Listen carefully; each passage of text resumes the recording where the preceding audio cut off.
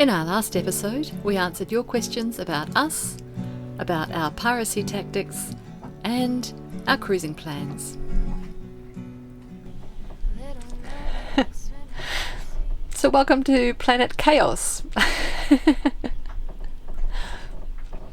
So yeah, it's always, maintenance is fairly consistent on boats. But every now and then you have to sort of pull over and stop for a while and do some really big jobs, which is what we're currently doing. We've had leaky tow rails for quite a while, and so water's getting in the boat when we're in fairly good weather, and getting in all the cupboards, which is really annoying, and the boat's quite wet. So we've undertaken the big job of pulling off the tow rails and rebedding them, but this has actually been done before and it didn't end up being quite successful. So what we're going to do is take all the tow rails off, and then we're going to fiberglass over all of the holes that have already been drilled through the deck, and then we've basically got a back to basic kind of platform to start with, and then we'll put the tow rails back down again. But it is a huge job. We're basically having to pull apart the entire interior of the boat. So that's the ceilings out and the walls out all the way along the boat in order to get into the tow rails and all the deck fitting nuts and bolts to undo them, and then pull everything off, clean it up and rebed it. So that's our big project for hopefully just another sort of 10 days, fingers crossed. Yeah, but I'll just show you. We've started in the aft cabin and I'll show you what chaos is in there. Okay. So welcome to our aft cabin. It looks very much different from normal. There's normally a set of shelves along here and a set of shelves along here, but we've had to pull all of those out, and then we've pulled out the wall lining, and then we've had to pull out the ceiling underneath to access the tow rails and all the deck fittings that we need to get to. And as you can see, that's bare fiberglass, and these points here are where the tow rails have been leaking water. Right.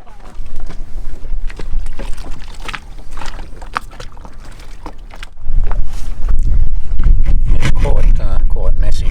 So that's an example of the first section of tow rail that we've taken off, and this is all just corroded away.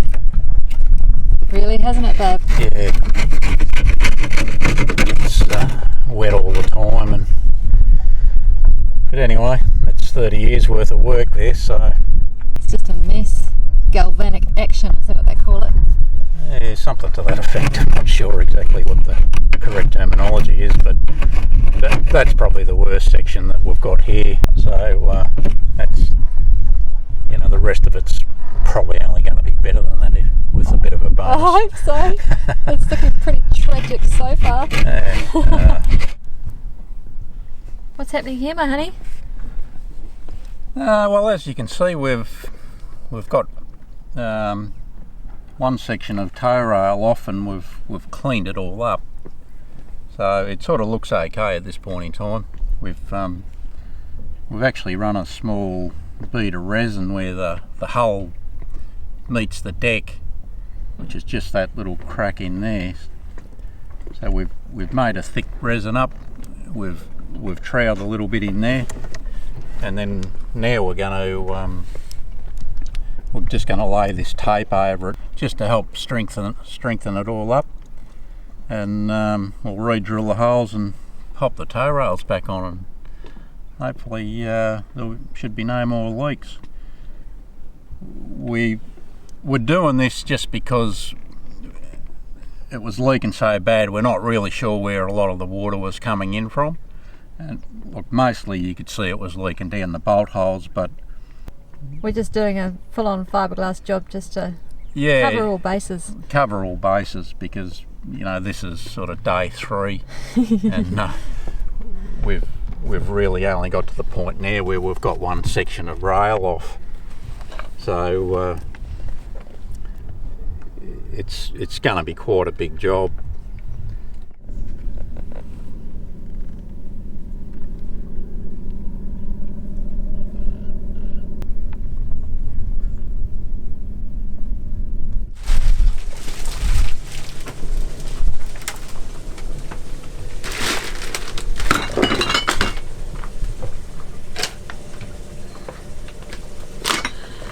The inner workings of a sailor's food locker.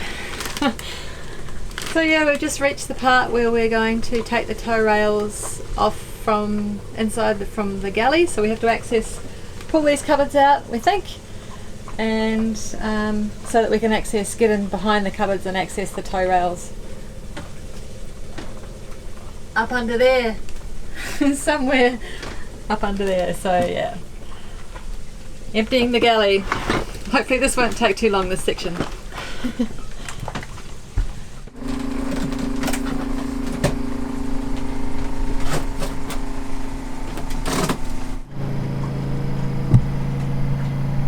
How's it looking, my honey?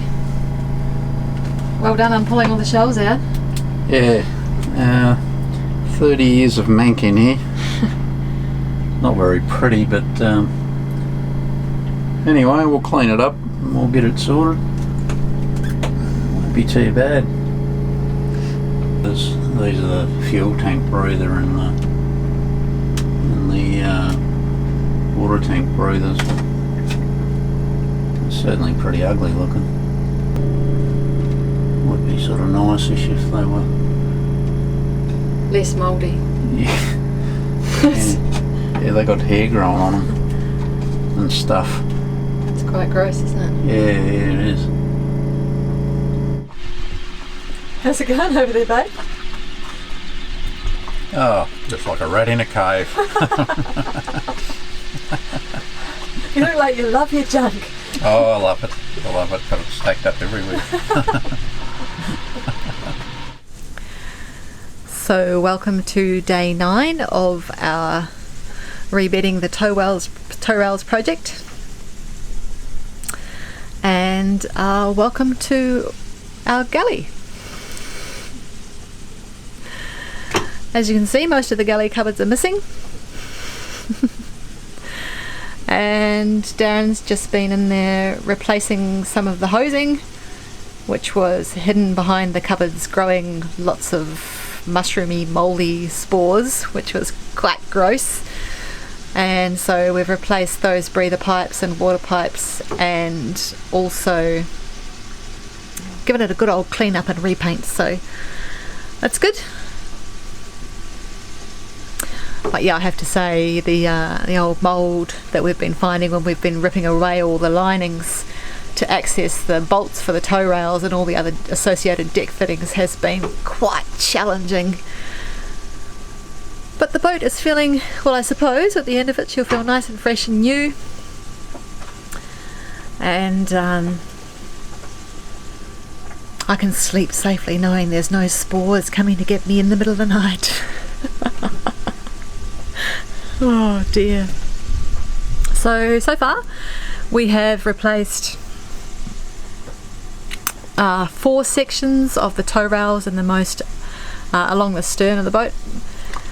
And we've replaced 2 stanchions and done quite a bit of fiberglassing. We've been fiberglassing along all the rails, as you will have seen, and then fiberglassing over all the holes that used to go through the deck. So we've then basically started with a whole new blank canvas, so we know there's no point that it can actually leak outside of the holes that we drill. Yeah, so we've then recycled the tow rails that we did have and fixed them up and fixed up a few bits where they had corroded off too much, and put those back down. So we've done the 2 stanchions, a turning block. We've removed 2 eyes, I guess, eye cleats that we kept bumping our toes on all the time that we never really use, so we got rid of them. We've rebedded the solar panel and the solar arch base joins where they go through the deck, and done the 2 dinghy clips, and yeah, the 4 tow rail sections, and that has taken us a total of 9 days. So this is an interesting little scenario here. This is where well, the previous owner told Darren that a few years ago, he was up against a pylon, a steel pylon against a jetty, and a big ferry went past and the boat took a bit of damage along the side of the hull. And it had been weeping from the outside, and Darren did a bit of a repair, which is this white fiberglass that you can see from the outside last time we hauled out, but it was still leaking from the inside. So now that we've taken the walls out, we can see what's actually going on. So it's wet in here, and you can see there must be bits of steel in here still that it's sort of leaking from the inside. So Darren's going to do a repair on here. He's going to grind that out from the inside, and then eventually we'll come at again from the outside, and hopefully the repair will be complete.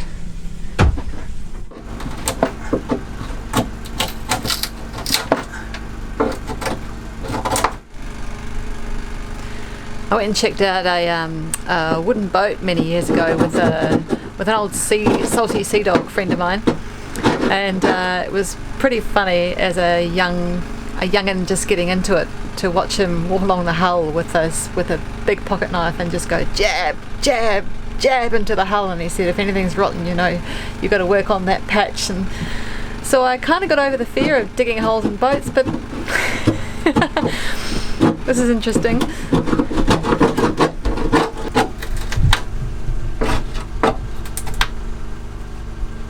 How's it going there, babe? Having fun? Oh, having a ball. Digging holes in the side of our girl's hull? Yeah, oh well. At least it's above the waterline. Yeah, that's a bonus. I did check.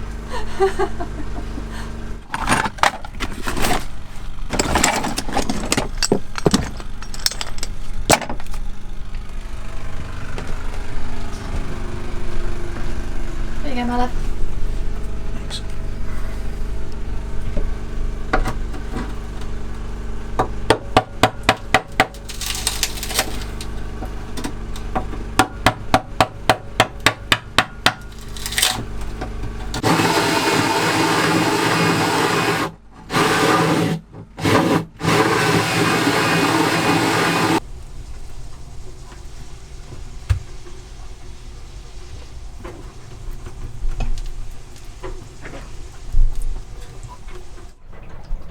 So I'm just having a bit of a rest. Seems the screws in my neck that recently got put into my neck are having a bit of an aggravated kind of morning. So yeah, we're still doing our tow rails, and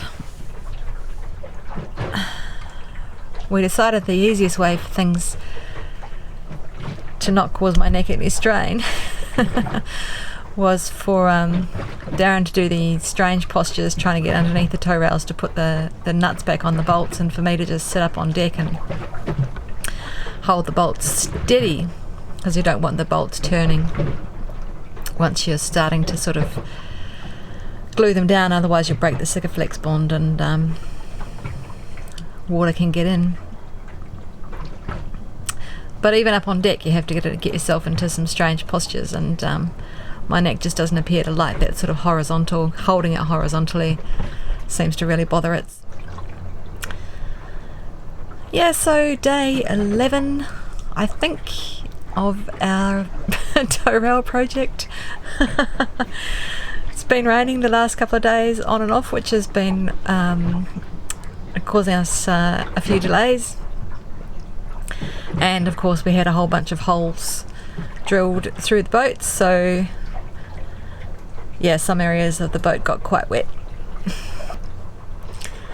So Darren's just made me a nice cup of tea, and I'm going to have a ginger nut and a bit of a rest.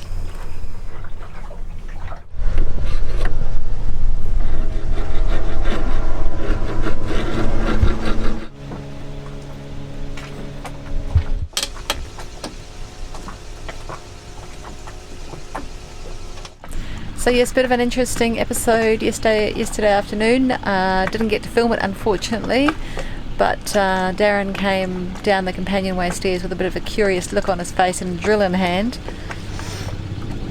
And 6 of our chain plates are actually encased in fiberglass, and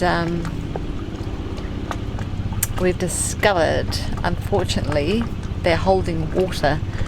So he came down with the drill to check whether there was water in fact in the chain plate, and about 2 litres of water came pouring out all over the place inside. So a bit of a mess, everything got wet, all the food got wet. We're jumping around with sponges and water and whatnot, trying to clean up the place. So, very curious times on board. We're going to have to look at the chain plates after we've finished the tow rail job and see whether or what condition they're in. Fingers crossed they're still okay, but yeah, that's going to be quite a big job. Anyway, we'll keep you posted.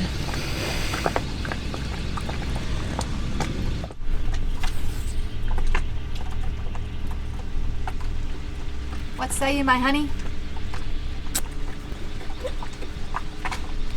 Sandy beaches, clear water. I've forgotten what it looks like.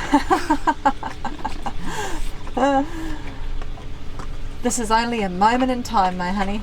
A moment in time. Seems like a long time. It's a long moment in time. The glossy magazines, they just lied. They lied. It's not all sunshine and rainbows. Nothing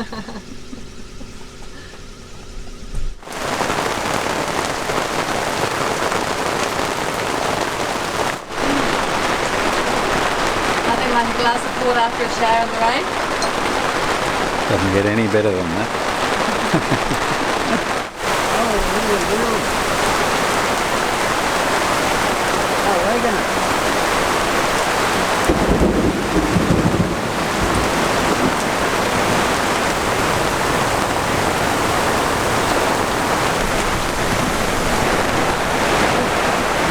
So we're in the middle of a lightning thunderstorm. You can hardly see the boats next to us, it's crazy. I don't know why I'm looking at the radar, I already know it's raining. Yeah. Darren's busy checking the weather radar, wondering if it's going to rain or not. Bye, groggy. Yeah, so this is an example of what we've been finding with some of the stanchions that were originally put in with these little backing plates made of aluminium, I think, or some sort of metal. And they're just not, it's not been enough area and not enough coverage, and over the years they've just worked their way, cracked right through the hull and created this leak. So yeah, we've had to take this all apart. Basically, if you stood on top of that fiberglass from the deck, it's really quite pudgy, you could almost put your heel through it. So we have been grinding away the entire area of that fiberglass and then building it up again and creating basically a new part of the deck. Then putting on new backing plates, fiberglassing those in, much bigger backing plates. Yeah, then rebedding the stanchion. So that's what's been going on. A bit disappointing to find it, but at least we're getting to repair it. Bodgy.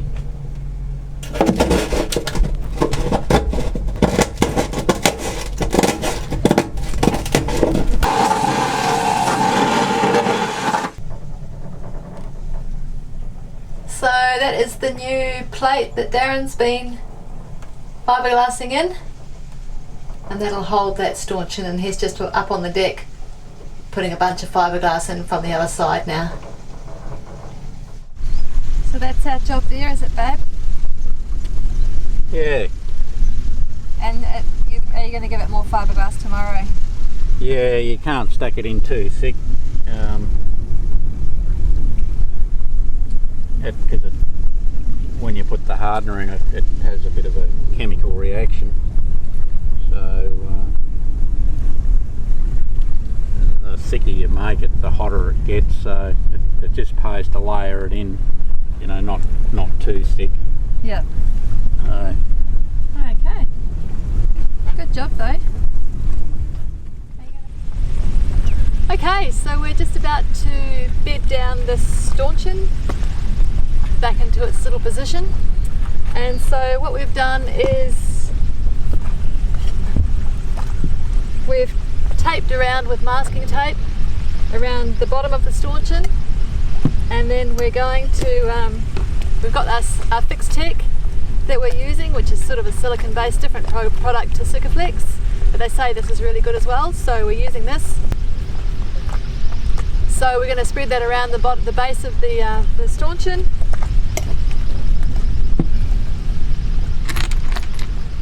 Then we'll pop our bolts through, and a little trick that's quite important is actually not to break the seal of the silicon or whatever product you're using. So I'm going to be up top. I'm going to be holding the bolt firm so that it doesn't move, while Darren's down below underneath doing up the nut nice and tight. So that's how we managed to do it ourselves. Okay, so that's worked out quite well.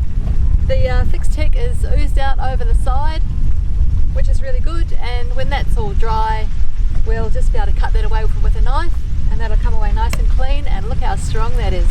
So we've fixed it up really well, pretty happy. We shouldn't get any leaks, and that's now nice and strong again.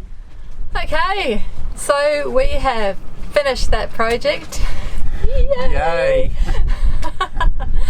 And it took a stunning 39 days, would you believe it? We certainly didn't. We thought we'd have it done in a couple of weeks. So I just wanted to go through a couple of figures with you. We replaced 178 toe rail bolts, 8 cleats, 4 blocks. We removed 2 eyes that we keep knocking our toes on, which was a real pain and we never used them, so we got rid of them. We rebed the solar panel arch and the bimini bases. We rebed the tracks for the jib and the spinnaker, and stanchions 2, 3, 6, 14 stanchions we rebed and re-fiberglassed in. We also replaced a bunch of hosing, all of the headlining, and did a heap more fiberglassing. So it was a much bigger job than we anticipated, and we used a total of 282 bolts. And it took us a total of 273 hours, so work that out, how much that could have cost. But it cost us a grand total of $1,382.92. So yeah, we did pretty good. Yeah, that was way bigger than we thought. Yeah. Okay, people have asked about the Watermaker timer. Here's the, that's the little fella there. Buy it through J-Car, digital timer. Yeah, it's just wire it in any day, any time, any week. It's great. About $60. Yep, just plug that for 10 minutes every 2 days, and it'll keep your Watermaker functioning nicely. So thank you so much for watching. We hope you enjoyed that video, and please subscribe and give us a like and comment. That would be great. All right. Thanks See you for next watching. time. Ciao. Bye.